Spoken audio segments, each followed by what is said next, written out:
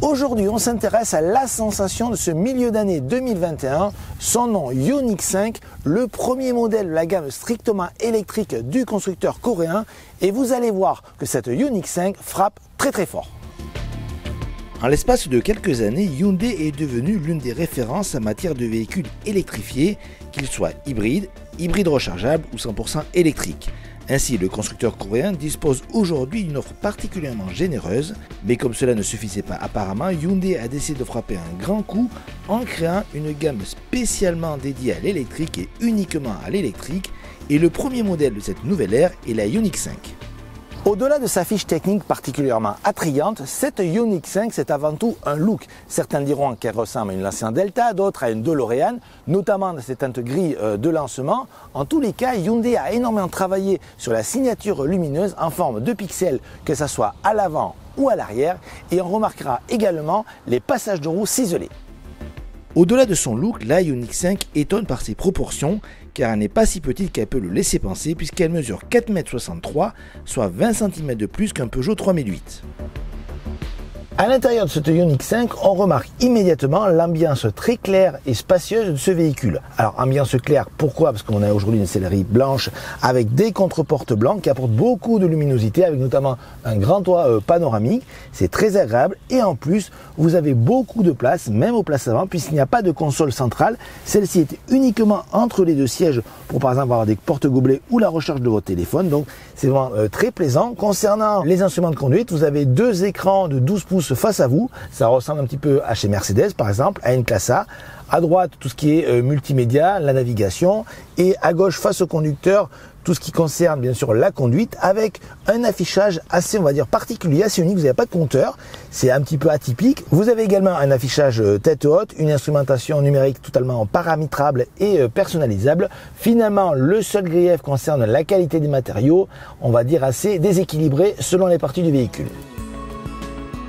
Cette sensation d'espace se retrouve également aux places arrière où les occupants seront particulièrement à leur aise, que ce soit en matière d'espace aux jambes ou de garde au toit, grâce notamment à une banquette arrière coulissante électriquement sur 13,5 cm, une rareté sur le marché. Bon point également concernant le volume de chargement avec 527 litres, et Hyundai a eu la bonne idée d'aménager un petit logement sous le capot avant, afin de ranger les câbles. Celui-ci permet de bénéficier de 24 à 57 litres suivant la version de votre Ioniq. Look atypique, habitacle inédit, la Ioniq 5 détonne également par certains de ses équipements. On peut citer l'affichage tête haute à réalité augmentée, le toit avec des panneaux solaires, le siège conducteur qui s'allonge totalement pour permettre à celui-ci de se reposer, et encore plus fort, la Ioniq 5 peut même servir pour recharger un vélo électrique ou alimenter différents appareils électroménagers. La Ioniq 5 se décline en trois versions. La première développe 170 chevaux et est alimentée par une batterie de 58 kWh pour une autonomie de 384 km. Vient ensuite la seconde avec une batterie de 73 kWh, ce qui porte la puissance à 218 chevaux avec une autonomie de 480 km. Enfin, il y a le haut de gamme H-Track qui conserve la même batterie mais ajoute un second moteur, soit une puissance totale de 306 chevaux.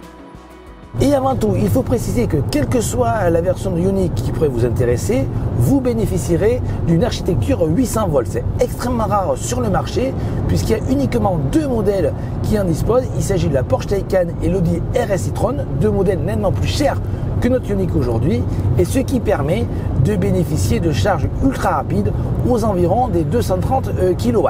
Aujourd'hui, pour notre essai, nous avons la version intermédiaire de la Ioniq 5, à savoir celle qui fait aux environs de 218 chevaux, 350 Nm.